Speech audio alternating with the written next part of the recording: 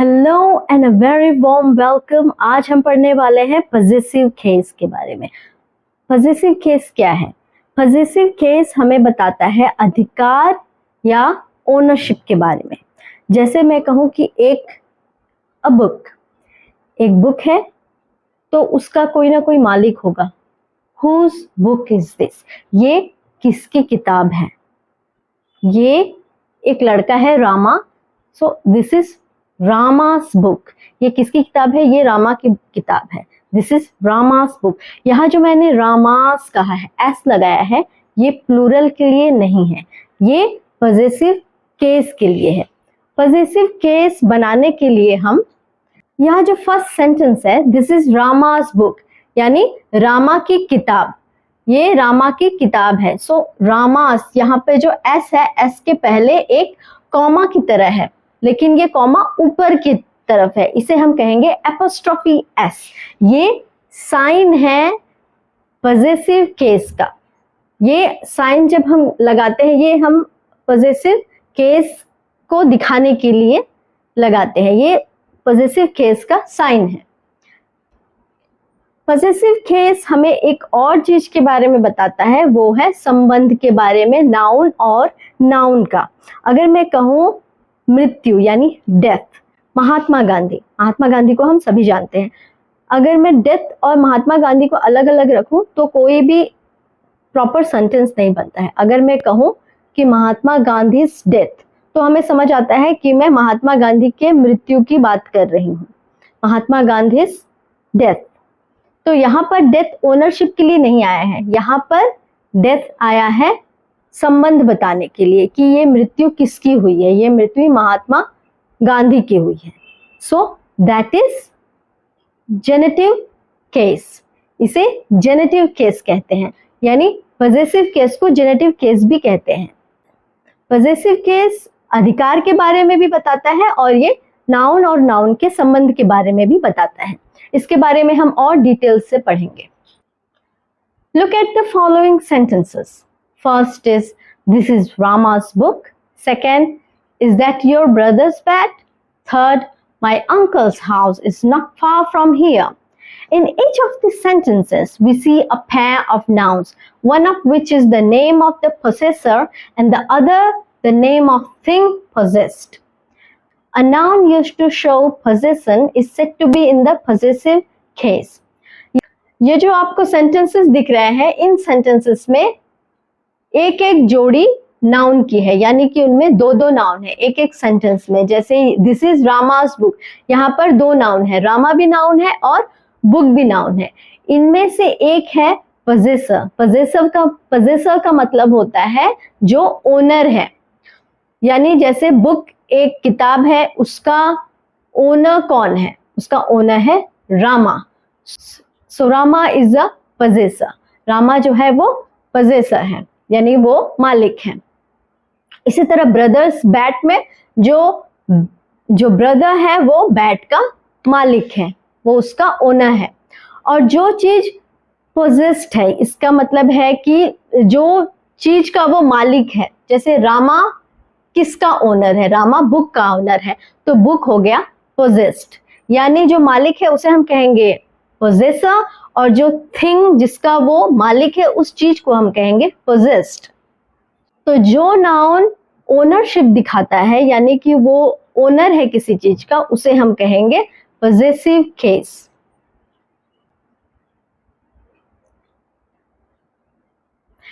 In the above sentences, each of the nouns Rama's, brothers, uncles in the possessive case. ये तीनों जो है possessive case है। The possessive case is sometimes called the genitive case. Possessive case को हम genitive case भी कहते हैं। Genitive case मतलब जो संबंध बताता है नाउन और नाउन का। The possessive case answer the question whose book? Rama's. Possessive case जो है वो बताता है कि ये जो थिंग है या ये जो नाउन है ये किसका है, ये ओनरशिप के बारे में बताता है, हुज। जो पॉजेसिव केस है वो क्वेश्चन का आंसर बताता है हुज का, यानी whose book is this? This is Rama's book. The meaning of the possessive case may be expressed by means of the preposition of with the objective case after it. Thus, for uncle's house, we may say the house of uncle. ये जो possessive case है, जो हम apostrophe s लगाकर कहते हैं, इसे हम preposition of लगाकर भी कह सकते हैं. जैसे my uncle's house को हम कह सकते हैं the house of my uncle. यहाँ हमने of preposition लगा करके बनाया है, तो हम इसे कह सकते हैं the house of my uncle. My uncle's house or the house of my uncle, both are same. दोनों एक ही है. यहाँ देखिए, Shireen's mother is ill. The horse's mane is long. The bee's sting is painful. In these sentences, the noun in the possessive case are in the singular number, and the possessive case is formed by adding an apostrophe followed by an s. यहाँ पर जो तीनों sentences है, इनमें जो possessive case है, जो noun possessive case में है, जैसे Shireen, horse, bees, ये तीनों singular form में है. इसलिए हमने जब इसे possessive case में बनाया तो apostrophe s हमने नाम के बाद, noun के बाद एक apostrophe साइन दिया है, उसके बाद हमने s लिखा है, यानी apostrophe फिर s. इस तरह हमने बनाया possessive case. लेकिन ये जो तीन नीचे के sentences है वो हम देखते हैं. Many boys' books are lost. All these horses' feet are shod. We saw rows of soldiers' tents. यहाँ पे ये जो तीनों sentences है, इनमें जो possessor है, यानी कि जो noun possessive case में है वो plural में है. जैसे many boys, all these horses. We saw rows of soldiers. इसका मतलब क्या है, ये तीनों प्लूरल में है. तो प्लूरल का जो प्लूरल नाउन को जब हम पॉजेसिव केस में बनाते हैं तो हम यहाँ प्लूरल, आपको पता है, हम एस या ईएस लगा करके बनाते हैं. जैसे बॉय का है बॉयज, तो बॉयज यहाँ पर प्लूरल है, तो हम एपोस्ट्रोफी लगाएंगे, सिर्फ साइन एपोस्ट्रोफी देंगे, एस नहीं लिखेंगे, क्योंकि यहाँ ऑलरेडी एस पहले ही है. तो हम बॉयज के बाद लगाएंगे एपोस्ट्रोफी, लेकिन एस नहीं लिखेंगे. horses के बाद apostrophe. soldier one, soldiers many soldiers, यानी प्लूरल, तो soldiers के बाद हमने एपोस्ट्रोफी एस लगाया है. As you see, the nouns in the possessive case are here in the plural number. As the plural nouns themselves end in s, only the apostrophe sign is used and not another s.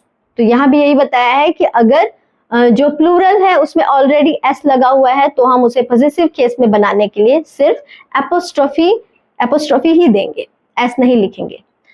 Now see some more sentences. Men's leaves are short. The children's toys are broken. This oxen humps are large. यहाँ पे जो तीन sentences है, इसमें भी ये जो तीनों noun हैं, जो तीनों possessor है, वो plural में है. जैसे men का plural क्या है? men का plural है men. चाइल्ड का प्लूरल है चिल्ड्रन और ऑक्स का प्लूरल है ऑक्सन. लेकिन यहाँ पर ये प्लूरल है, फिर भी एंड में एस नहीं है. जैसे बॉय का बॉयज है तो उसमें एस लगाकर हम प्लूरल बनाते हैं. यहाँ पर मैन का मेन है, चाइल्ड का चिल्ड्रन है, ऑक्स का ऑक्सन है, तो यहाँ हम एस लगाकर प्लूरल नहीं बनाते हैं. इसलिए हम यहाँ पर एपोस्ट्रोफी के बाद एस लगा सकते हैं. जैसे men's, children's, oxen's. In these sentences, the noun in the possessive case are in the plural number, but do not end in s. Therefore, the apostrophe and s are used as in the singular.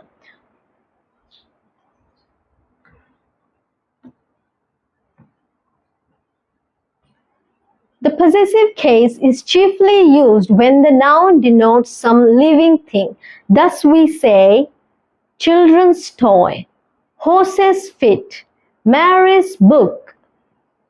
जो possessive case है वो हमेशा living thing के लिए ही use होता है. जैसे children's toys, यहाँ children है living और toys है non living thing. तो possessive case यहाँ पर children है, horse's feet, then Mary's book. इसमें तीनों जो possessive case में है वो living things हैं. When the noun denotes anything without life, possession. When the noun denotes anything without life, possession is generally expressed by the preposition of, followed by the noun in the objective case, such as the leg of the table, but not the table's leg. The cover of the book, not the book's cover. तो इसमें बताया गया है कि जो possessive case है वो non living thing के लिए नहीं होता है. अगर हम non living thing के बारे में बताएंगे तो हम उसके लिए preposition of का यूज करेंगे. जैसे the leg of the table, हम ऐसा नहीं कहेंगे कि table's leg, हम कहेंगे the leg of the table. The cover of the book, हम books cover नहीं कहेंगे, the cover of the book. But the possessive case is used with noun denoting time, space or weight, such as a day's march, a week's holiday, a meter's length, a kilo's weight. Possessive case non living thing के लिए use नहीं होता है, लेकिन ये time यानी समय, wait यानी वजन और स्पेस यानी जगह के लिए यूज होता है. जैसे हम कह सकते हैं कि अ डेज मार्च यानी एक दिन का march, a day's march, a week's holiday, a metre's length, a kilo's weight. First is Mahatma Gandhi's death was mourned by all. Second, Shakespeare's plays are universally admired. Third is their leader's absence made defeat certain. Fourth, the child's murderer was hanged. It is to be noted from the above examples that the possessive case does not always denote possession. Possessive case हमेशा ownership के बारे में ही नहीं बताता है, ये हमें noun और नाउन के संबंध के बारे में भी बताता है. जैसे महात्मा गांधी डेथ यानी महात्मा गांधी की मृत्यु. जैसे शेक्सपियर्स प्लेज, यहाँ शेक्सपियर के जो प्लेज है, उनके जो नाटक है वो. Their leaders absence, the child's murderer, यहाँ पे क्या है, यहाँ पे एक नाउन का दूसरे नाउन से संबंध बताया गया है, ओनरशिप नहीं. Formation of the possessive case यानी पॉजेसिव केस को बनाने के क्या नियम है ये यहाँ पर दिए गए हैं. वैसे भी ये हम पहले पढ़ चुके हैं. When the noun is singular, the possessive case is formed by adding s to the noun. यहाँ पर ये बताया गया है कि अगर नाउन सिंगुलर है, जैसे बॉय है, बॉयज नहीं बॉय, तो हम बॉय के बाद यहाँ पर एपोस्ट्रोफी लगाएंगे फिर एस लगाएंगे पॉजेसिव केस बनाने के लिए. जैसे द बॉयज बुक, यहाँ पर वाई के बाद एपोस्ट्रोफी एस. मेयर्स कार, यहाँ पर मेयर आर के बाद एपोस्ट्रोफी फिर एस.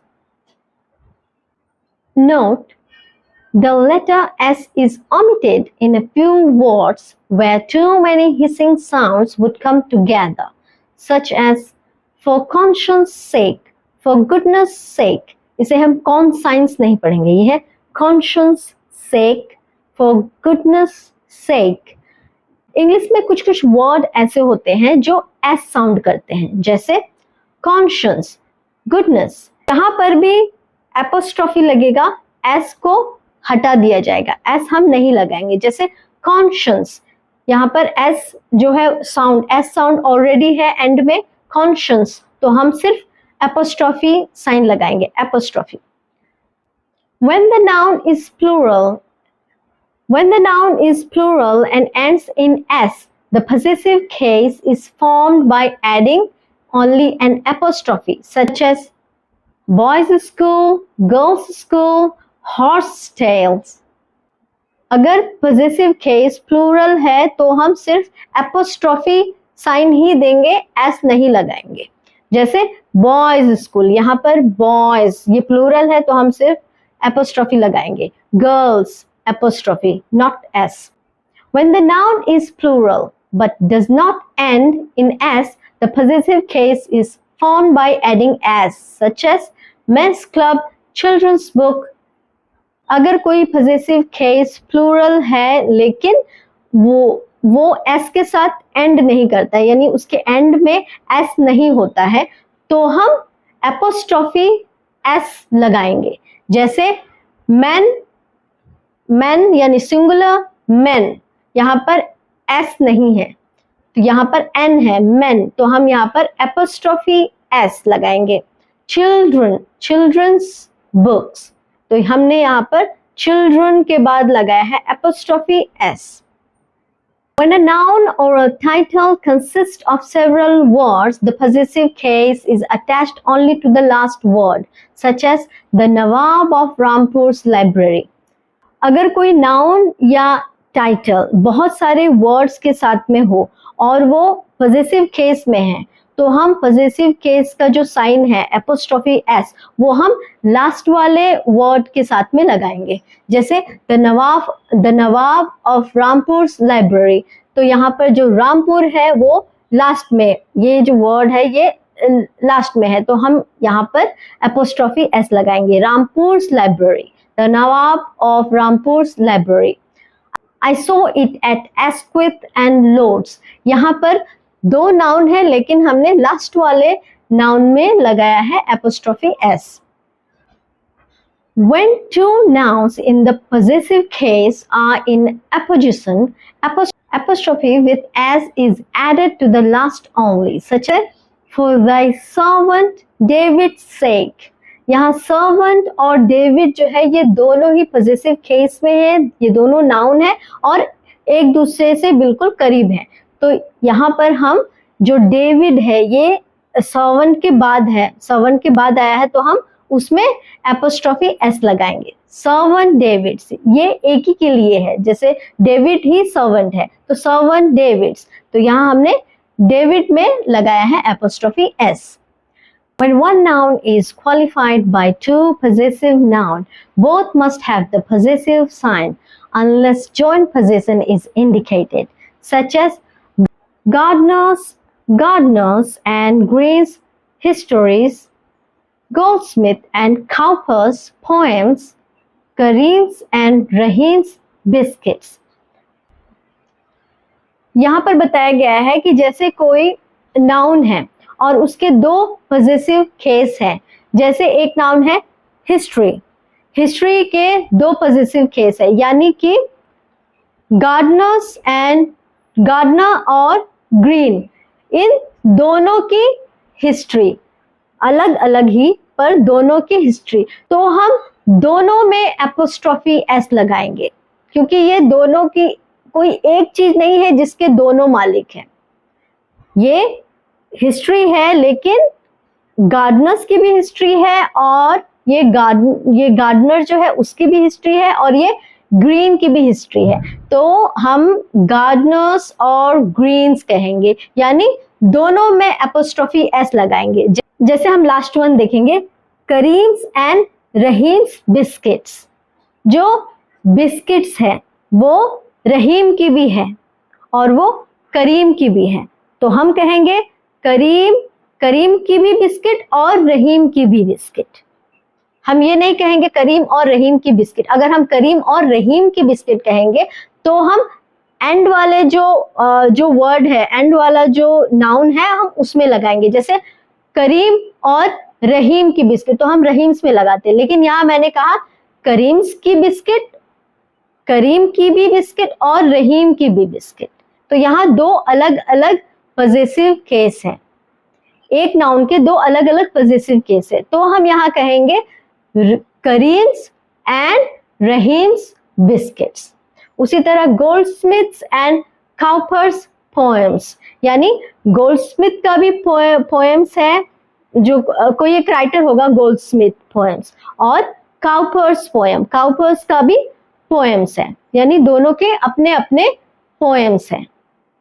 तो हम यहाँ पर दोनों पर एपोस्ट्रोफी एस लगाते हैं। यूज ऑफ पॉजेसिव केस, यानी कि पॉजेसिव केस को हम कहाँ यूज करेंगे। पहले हम पढ़ रहे थे फॉर्मेशन ऑफ पॉजेसिव केस, यानी पॉजेसिव केस हम बनाएंगे कैसे। अब है यूज ऑफ पॉजेसिव केस, यानी पॉजेसिव केस का हम यूज कहाँ करेंगे। The possessive case is now used chiefly with the names of living things such as the governor's bodyguards, the lion's mane. So we must say the leg of the table, not the table's leg. But the possessive case is used with the personate object such as India's hero, nature's law, fortunate's favorite, and duty's call at death's door. जो possessive case है वो living thing के लिए use किया जाता है, वो non living thing के लिए यूज नहीं किया जाता है, इसलिए हम कहते हैं the governors bodyguard, the Lions man. लेकिन नॉन लिविंग थिंग के लिए हम कहते हैं the leg of the table. लेकिन अगर हम नॉन लिविंग थिंग को लिविंग थिंग के गुणों के साथ में, जैसे हम कहें जैसे इंडियाज हीरोज, तो जो हीरोज है वो हम लिविंग थिंग के लिए यूज करते हैं, नॉन लिविंग थिंग के लिए नहीं यूज करते हैं। लेकिन यहाँ पर अगर हम उसे नॉन लिविंग थिंग के लिए, नॉन लिविंग थिंग के साथ यूज करें तो हम एपोस्ट्रोफी एस लगा सकते हैं नॉन लिविंग थिंग के साथ में। जैसे इंडियाज हीरोज, हीरोज जो है वो हम लिविंग थिंग के लिए यूज करते हैं, तो हम यहाँ पे इंडिया जो नॉन लिविंग थिंग है हम एपोस्ट्रोफी एस लगा सकते हैं। नेचर्स लॉज, जो लॉज है वो लिविंग थिंग के लिए होते हैं, लेकिन हम नेचर्स लॉ, नेचर का लॉ, प्रकृति का नियम, हम नेचर्स लॉ कह सकते हैं। Fortunes favourite. Possessive is also used with nouns denoting time, such as a day's march, a week's holiday, in a year's time, yesterday's newspaper, today's TV programs. हम जो समय बताने वाले जो नाउन होते हैं हम उनके साथ भी पॉजेसिव केस लगा सकते हैं, हम उन्हें भी एपोस्ट्रोफी एस लगाकर पॉजेसिव केस बनाते हैं। जैसे a day's march, एक दिन का मार्च, अ वीक्स हॉलीडे, एक सप्ताह की छुट्टी। The following phrases are also in common use. At his fingers' ends, for mercy's sake, to his heart's content, and his wits' end, a boat's crew. ये जो non living thing है इनमें भी हम एपोस्ट्रोफी एस लगाकर possessive case बनाते हैं। Third, the words cathedral, house, school, shop are often omitted after a possessive case, such as they were married at St. Paul's. Tonight I will dine at my uncle's. I attend the town high school, but my cousins attend at St. Xavier's.